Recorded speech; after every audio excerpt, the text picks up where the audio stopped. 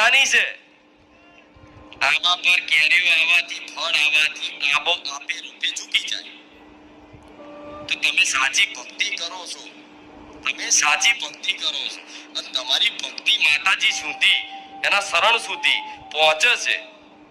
એનું પ્રમાણ શું? પ્રમાણ તો હોવું જોઈએ કે માં તું મારી વાત સાંભળે છે કે નહીં, તું સાંભળતી હોય મને કઈક પ્રમાણ આપ. એવું નહીં કહેતા અમુક તો કે રોમ મેલું હું ધારું છું દુનિયામાં માતાજી કઈ બતાવો તું માનું કે માતાજી હાચા, એવું પ્રમાણ નહીં કે માગતા.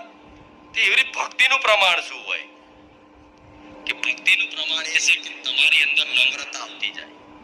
તમે નાના બનતા જાઓ.